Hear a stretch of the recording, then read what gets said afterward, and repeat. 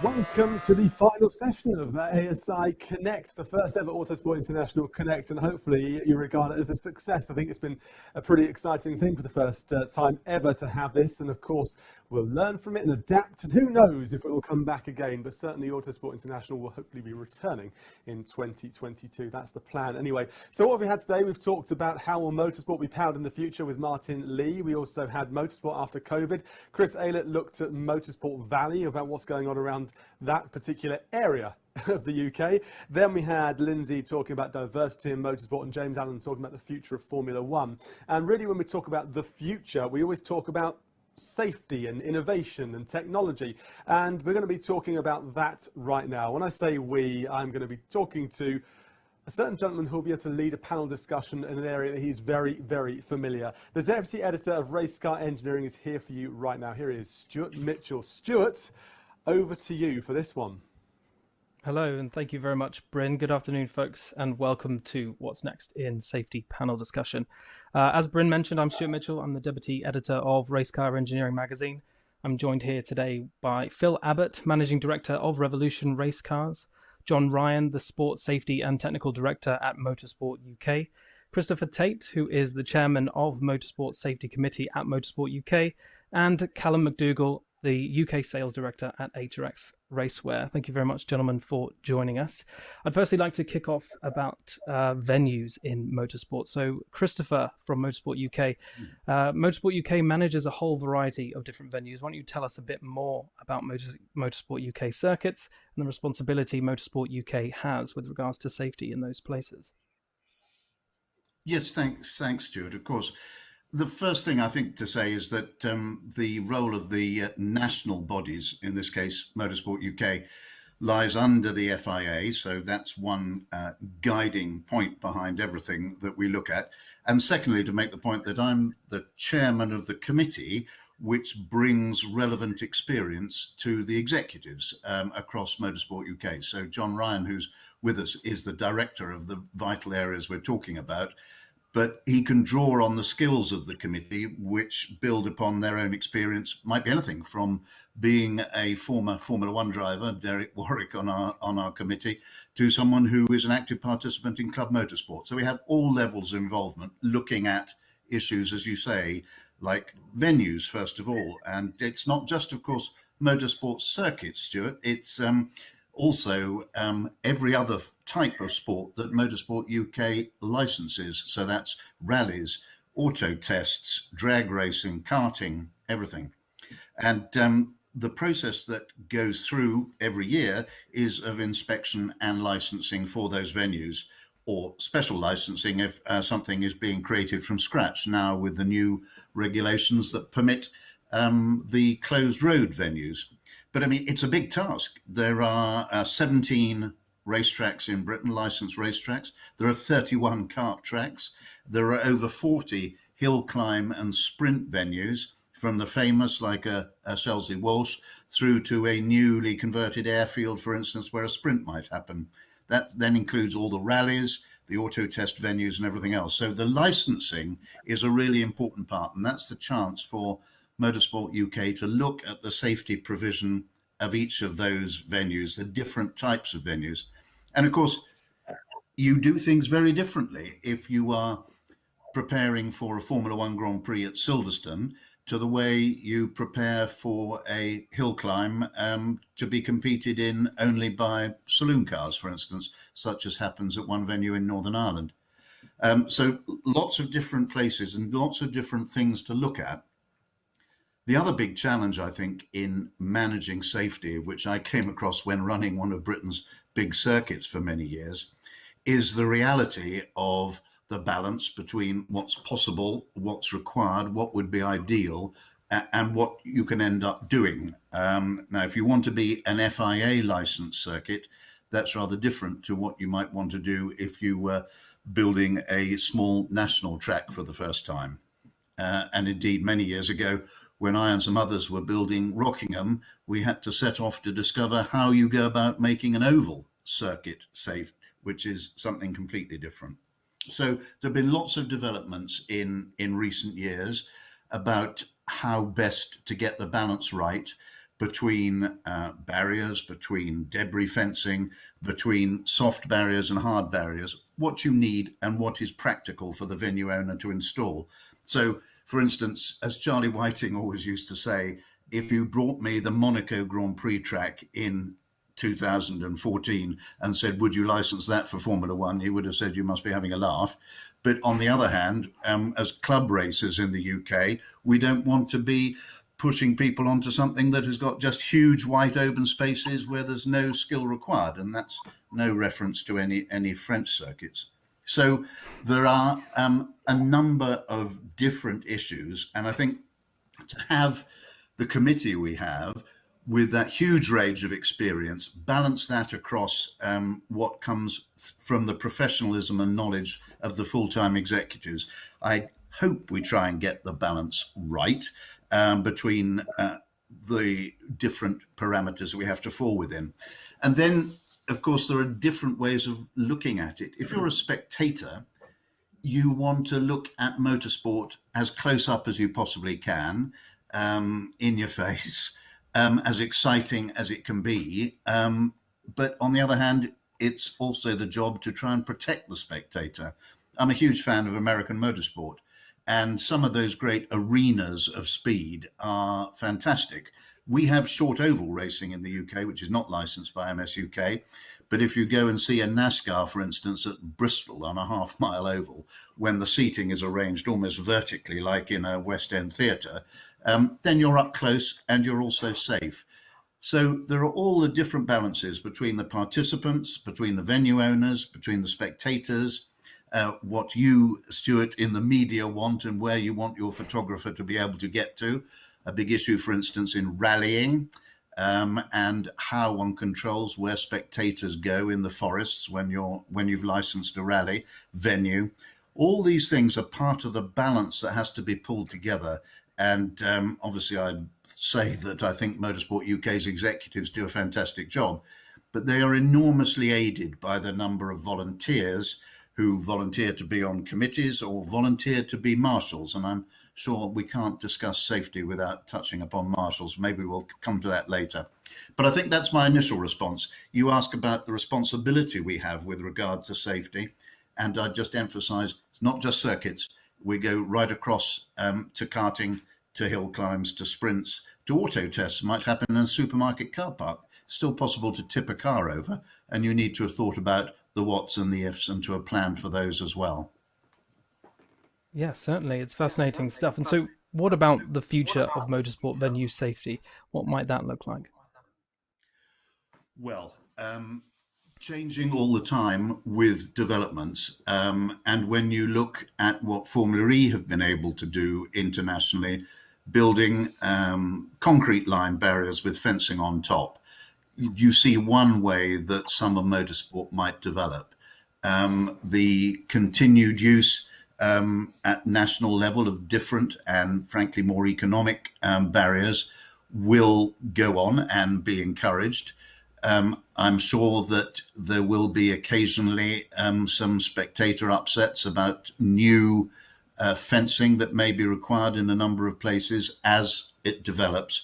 But above all, it's about new technologies. It's about safer barriers, to use the American term from Oval, softer barriers where possible, to cooperate, as MSUK certainly does, and via the FIA with the FIM, for venues which require both 2- and 4-wheel sport to take place on them. With all that, it is constantly evolving, and I'm sure that there'll be many lessons being learnt from some of the recent accidents we've seen at the top level of the sport. But it's not just the dramas of a Romain Grosjean fire on the one hand, it's also about what we learn about how somebody hit a tree in a forest. So we have to keep an eye across the great broad spectrum of the sport. But yes, the safety developments are coming, and they're coming all the time. The balance is to install them in a cost-effective and timely way. Excellent, excellent, good stuff. And so moving on from the circuits then, and looking at race car construction. Race car construction has obviously come a very long way since the birth of motorsport, especially in the space of crash safety. So someone who knows a lot about that is joining us today, Mr. Phil Abbott. Phil, why don't you tell us a little bit more about Revolution race cars and the evolution of chassis design when it comes to safety? Well, in the last 30 years or so, I've been lucky enough to work in and around motorsport, and probably built around 4,000 space frame chassis in 30 years. And so chassis construction from the 50s through to the 80s seemed to be all into space frame. And at the same time, aerospace was using carbon technologies, pre-preg carbon technologies, which was advancing all the time, but needed autoclave construction, which is very energy consumptive.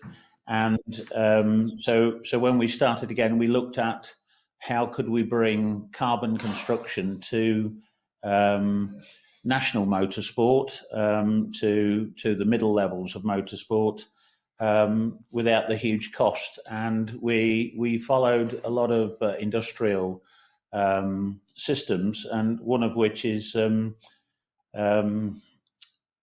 resin infusion techniques. So when resin infusion started many years ago, you've only got to look at the size of the wind farm blades to know that they were 10 and 20 meters, and now they're 80 and 90 meters.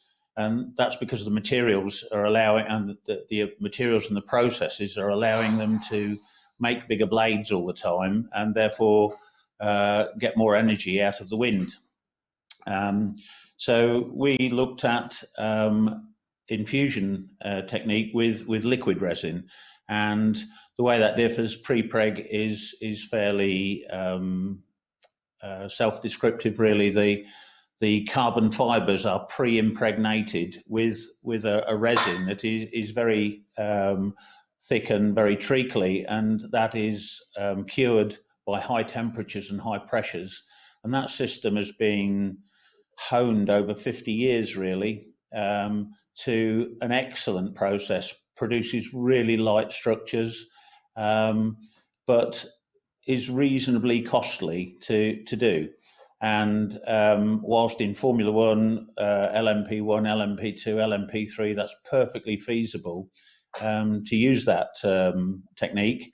But for lower formulae, we wanted to bring composite and carbon safety to a lower level.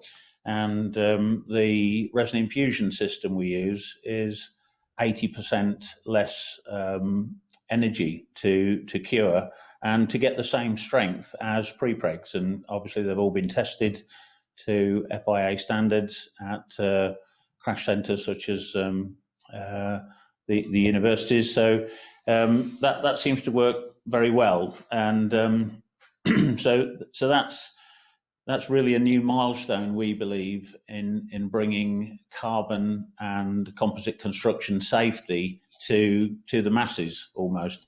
So ours is the first approved race car chassis in infusion technique, but we see infusion and composites all around us today. As I talked about, the wind farm blades, McLaren chassis, the road car chassis are made in this way as well. It's a production technique. So we've worked along with that, and obviously we embrace this double halo technology as well for open cars.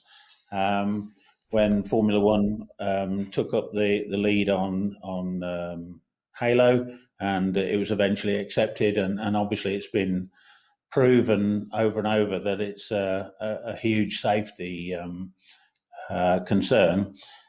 We looked at the twin halo and for a two-seater sports car, really, and we've also passed all the FIA Article 277 tests with a dual halo as well. Excellent stuff. And so when you went for this dual halo concept, of course, this takes that halo design to the sort of two-seater or the LMP type chassis. What does that mean for the wider audience of open cockpit race cars that have that sort of dual occupant construction?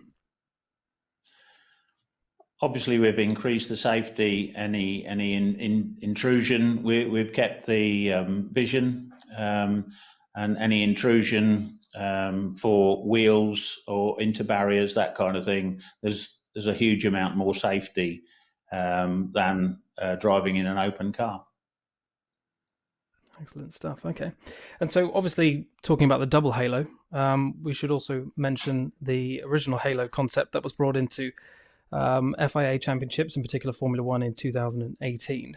And so we've seen it obviously had to do its job on a number of occasions during on-track incidents since it came out. So Racecar Engineering has published quite a lot of information on the halo. And we've also had a lot of discussions about the testing of the halo. And at one point, it needed to withstand 116 kilonewtons on the top for 5 seconds, which is a lot of energy. And the wheel assembly was launched at the Halo device, which weighs about 20 kilos, and it was launched at 225 kilometers an hour. So we know that the Halo is an extremely strong piece of kit. The challenge for the teams when it was implemented was mitigating the aerodynamic effect of the halo, and obviously the structural effect of the halo, particularly behind the driver's shoulders. So here's a question for John Ryan then. John, how does Motorsport UK feel about introducing the halo to national championship open wheel racing categories here, and what are the challenges with that? Thank you, Stuart. One of the biggest challenges with any such device is trying to retrofit it to existing chassis. And as with a lot of safety devices, you have to start trying to design them into the structure from birth. So in the case of the halo itself, because of the extreme forces you've explained that it has to be tested to, it isn't simply a bolt-in fixture.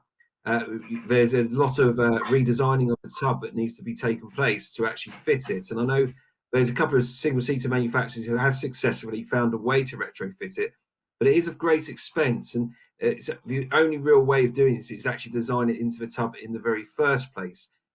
With that being the case, bearing in mind a lot of national motorsport is not necessarily running on the most up-to-date FI equipment, it is going to take a bit of time to find its way down the food chain. However, we are actively looking at trying to promote the safest possible technologies to be introduced to motorsport in the future, and trying to make sure it's practical as well. And we will in particular look at Formula 4, British Formula 4, which is an FI regulated category, which is run by the different ASNs across the world. The next generation car will include Halo, and those cars are starting to be manufactured this year. And we intend to go out to tender for the Formula 4 Championship again.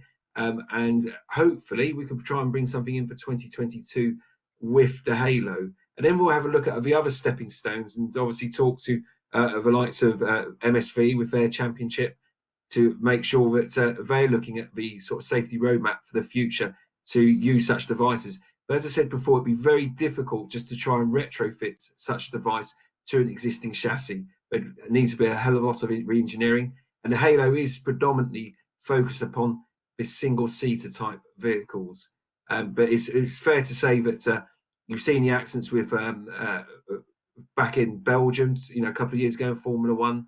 We saw Charles Leclerc was very fortunate to avoid any serious injury or worse, death from having the Halo. And even Grosjean's accident recently, you could actually see where the Halo really came into its fold to actually try and help the driver, not only to sort of survival from hitting the barrier, but also to getting out of the car.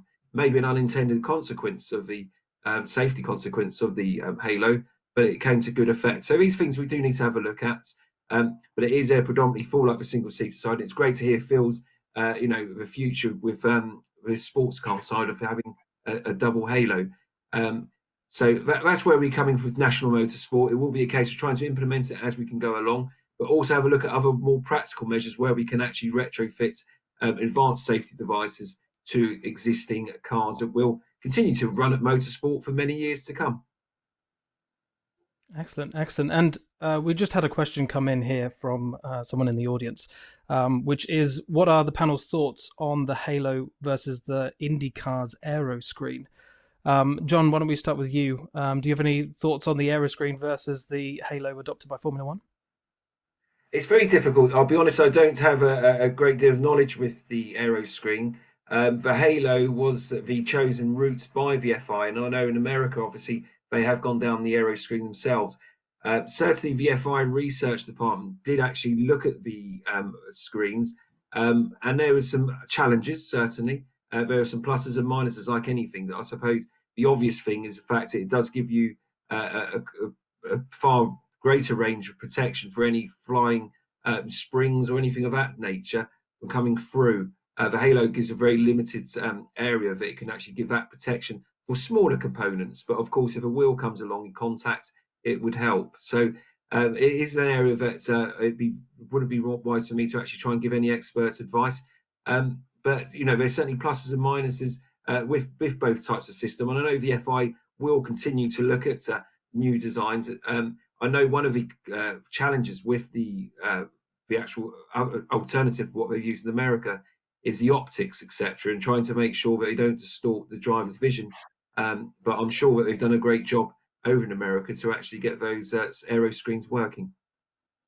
Yeah, certainly they have. And Racecar Engineering has published quite a lot of information on the development of the aero screen, looking at the 3D printed titanium structure underneath the screen that you see on the outside. And yeah, it certainly had a lot of development in that space. So certainly works for those guys out there. So why don't we move on now and talk about driver protection devices within the race car? Of course, things like roll cages have been implemented in road car-based race cars for many years and have been a huge contributor to driver safety across every type of platform of racing where those kind of cars are used. Talking about roll cage design and the evolution of that, and looking at what Motorsport UK might consider for the future there. John, I'm wondering if you might have any comments on that space. So roll cage design and what might be next in terms of structural elements inside cars developed from road cars. Of course, yes. Yeah. So we try to adopt a lot of good practice from the FI, and we work with the FI and help with the evolution of regulations, safety regulations.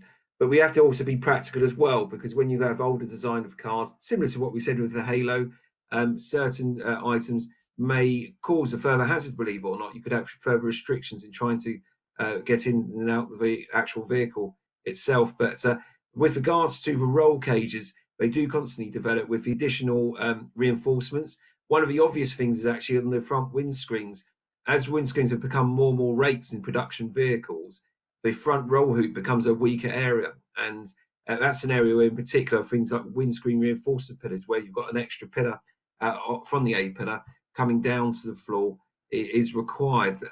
Dual bars is an obvious one as well with T-bone accidents, but in particular, when you look at rally accidents, you know, maybe hitting objects such as trees and all that, it's very important to have that side protection. You know, we look at a lot of front and rear protection, but the side protection is paramount. And the FI have certainly developed more in the way of side protection with the side protection foams, etc., in the World Rally Car, and they start to find their way down to the lower formulas. And one of the challenges for us as Motorsport UK and our various ends is to try and make sure we can come up with practical safety solutions which are cost effective as well, because obviously not everyone's got unlimited budgets, and it's trying to make sure we get the maximum safety benefit per pound that we can do, and in trying to make sure we balance the risk of safety. There's always going to be a risk, of course, with motorsport, but we need to try and minimize the obvious accidents, and we need to learn from accidents, and that's a very important part of the strategy of developing new safety systems. Yeah, certainly it is. Certainly. Well, why don't we talk then about what safety systems are actually on the driver themselves? We know that things like the hands device have been revolutionary products in motorsport and have undoubtedly saved many, many, many lives in racing. So, again, talking to John here about the technologies involved as the technical director here at Motorsport UK, I'm sort of curious to find out about any head and neck restraint arena technology that might be heading our way into motorsport, and your thoughts on that. Yes, certainly. Sure. One of the, I think, one of the fundamental big changes that we've seen in national motorsport is the introduction of FHRs, as we call them now, front head restraints systems, previously known as HANS device. So the old HANS device is now being sort of licensed to be manufactured by other companies, and you've also got the Simpson device.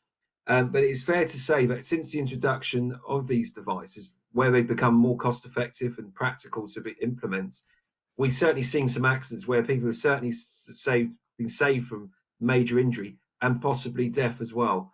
And one of the most common accidents you would see, unfortunately, when people a serious injury, which could lead to a fatality, would have been a base of skull fracture. And the HANS device offers that sort of type of protection on the front and rear end impacts. But where area it doesn't cover really is when you're dealing with some of the side impacts. And I spoke about the sort of side impact foam, etc., in rally cars. But I think one of the new things to come down the line will be the safety nets. And this is not the nets that you hang on your window to stop your limbs coming out of the window during a rollover, etc. But these are to actually control your head and neck during an accident. And for the national scene, certainly international, they've implemented in things like the GT racing and a number of other areas, touring cars. But we're looking to see how we could actually, as a safety roadmap, practically bring them into national motorsport. And British touring cars have been very successful working on the program over the last couple of years with the FI safety department to try and find out ways we can actually successfully retrofit these safety nets into cars, existing cars, because they can be quite fussy in their fitment to the roll cages, how they wrap around the seats, etc. And of course, they have to be expected to take an excessive load. They also have to try and, not prevent the driver in case they have to get out of the car quick, but they have got a route of exits from the vehicle without being caught up in this safety nets.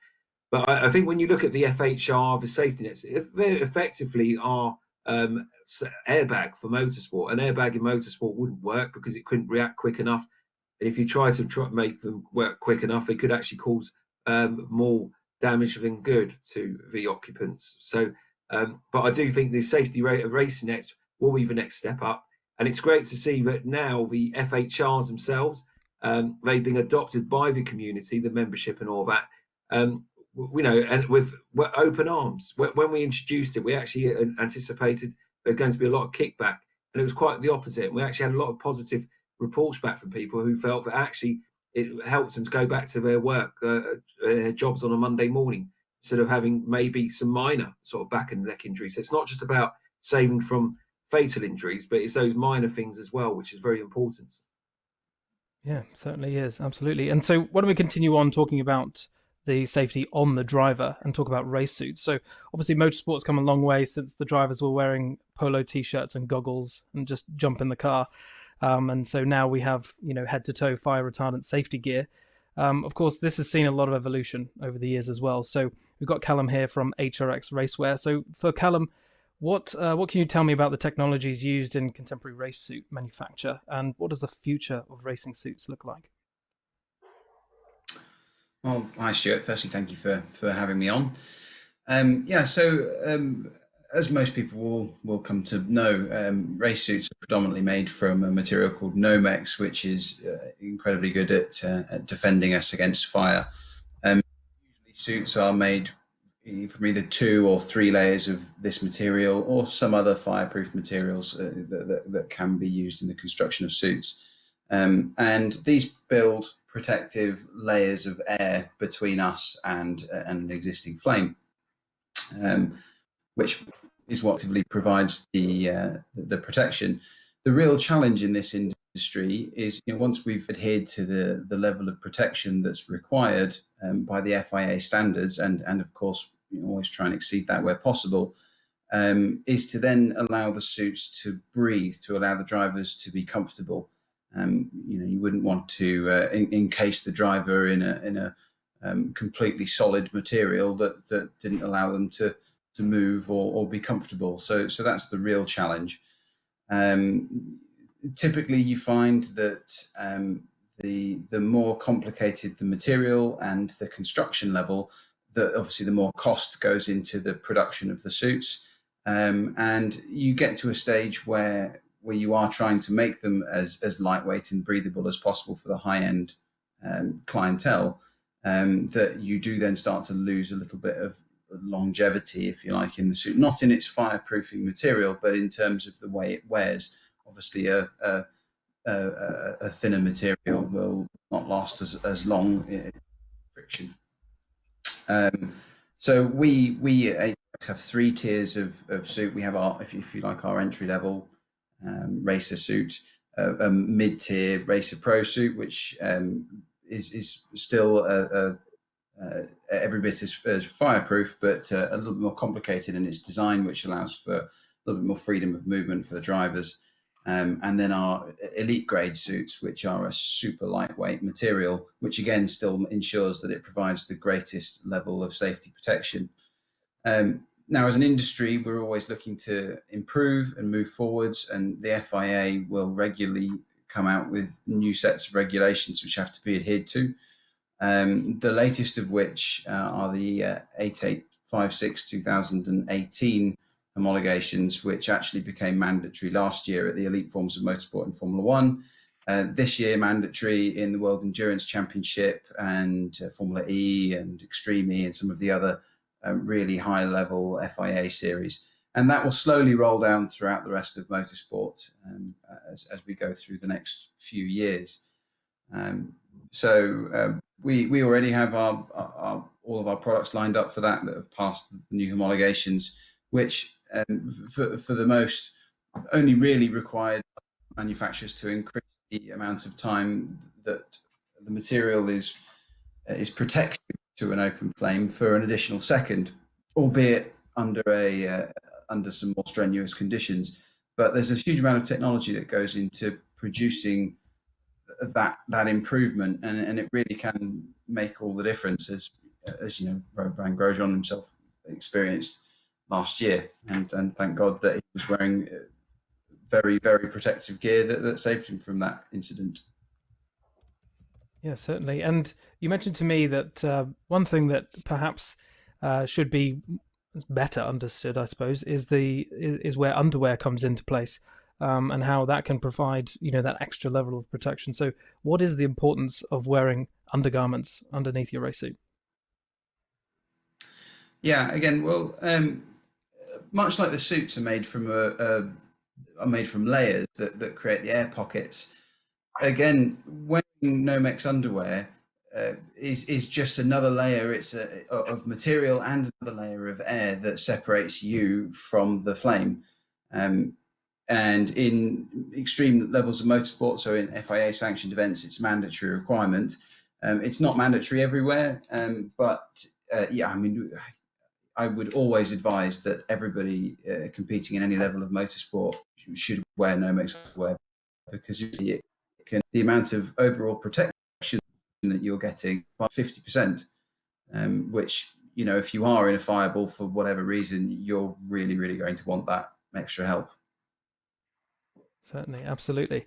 So we have another sort of major thing to talk about within the framework of racing suits, which is karting. Of course, karting doesn't necessarily require the same kind of fire protection, but it does need that abrasion resistance if you come out of the kart. If anybody's ever come out of a kart, I'm sure you know how it is. Callum, can you tell us a little bit about how karting suits are evolving and what's next in that space? Yeah, absolutely. So as you rightly say, so karting suits need to be abrasion proof rather than fireproof. And typically that karting suits over the last decade or more have been thick embroidered suits that can offer you that real protection if you're sliding along tarmac. There are some great advancements coming in this area, and as a manufacturer, as a brand, HRX are just coming to market now to the karting industry. And with us, we're bringing a new type of material which allows for suits to be fully sublimated as opposed to split into different color panels to create design work.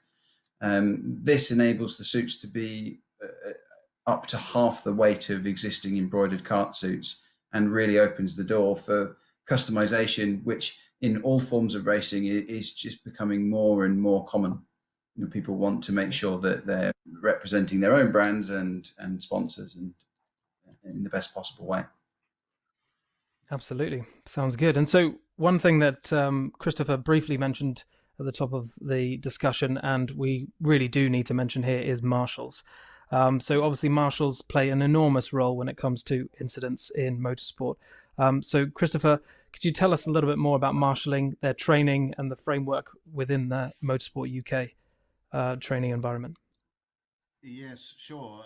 And it's a really, really good point to have raised. Thank you, Stuart, because no motorsport would happen anywhere in the world without marshals. In one or two countries, marshals are paid when they're working at race weekends. In most European circuits, those who marshal during a week at a track day may be paid by the venue owner. But by and large, all of us who are involved with this sport and industry depend upon the men and women in orange, as they are largely in the UK and different colours elsewhere. But really, when we're talking about safety, and indeed very interesting what Callum was just saying, the provision of suitable suits and equipment for marshals is also important for them to feel capable of tackling a fire with an extinguisher, or in this modern era, dealing with an accident in an electric race car. The training of what are volunteers and the support for them is really, really important. And luckily, in the UK, we have a great tradition among those who take part in the sport at every level, particularly down at club level, to pass a hat around, make a contribution, help towards the marshals' funds and towards the marshals' expenses. But the type of training that they receive has changed enormously over the years, and for the better. And in the new era of modern communications, such as we're all enjoying today, MSUK has been able to run online seminars and training seminars and accreditation for marshals. And let's remember, it's not necessarily marshals standing at the side of Silverstone being well looked after and marshalling a Formula One Grand Prix, which takes many hundreds of men and women to cover. But it's also being in the pouring rain in the middle of a Welsh forest, or it's standing at the side of a drafty kart track on an old airfield somewhere on a wet Sunday in February. And the way we train and prepare and support our marshals is one of the considerations that Motorsport UK has put an enormous amount of time and effort into. And maybe that's one that John would also like to pick up. But I'd also say that when we talk about what is the future of safety in motorsport, we are moving towards more electric motorsport. And for instance, when Formula E started, that was an entirely new level. Luckily, the marshals at Donington, which was their home circuit to begin with, were trained to do that. They then, lucky people, travelled the world for the first 2 or 3 seasons of Formula E. But there's a lot yet to be done, Stuart, and it's a continuing progress. And we must remember to say thank you to the marshals whenever we can. Yes, absolutely. We should. Just a really quick question then in the last minute we've got here. Had a question come in from the audience saying, what about collision avoidance system like that of built by Bosch? So I'll put this to John really quickly in the last minute then, John. What do we think about collision avoidance systems in racing? It's certainly the sort of technology we need to be looking at, and actually at least sort of I'd say collision sort of notification systems is probably the first step for us. So if a car, let's say, spun off on the track and it was not in sight initially, but it could send a message to a car, maybe through the transponders. That's as an area that we can look at. So the FI are looking all the time and trying to increase the let's call it marshalling systems, electronic marshalling systems, using technology to our benefit. So crash avoidance systems, I'm sure, would come to a certain degree after that. But but it's certainly something we should research. And just on that item, very quickly, trying to get feedback from accidents and incidents. It's not always about how people are being hurt or killed, but it's the actual potential. And it's very important we try and record that data. And we've used ADRs, which is accident data recorders, in the past. And we are looking in the future for lower cost incident data recorders, which are like a very small chip. And use of cameras and all that, it all helps to get that data together and to try and make the sport safer going forward. Excellent. Well, thank you, gentlemen, very much for joining me today on our What's Next in Safety panel. I've been Stewart Mitchell, and I appreciate you guys joining us. Thanks very much. Thank you. Thank you. Thank you. Stuart, that was really, really.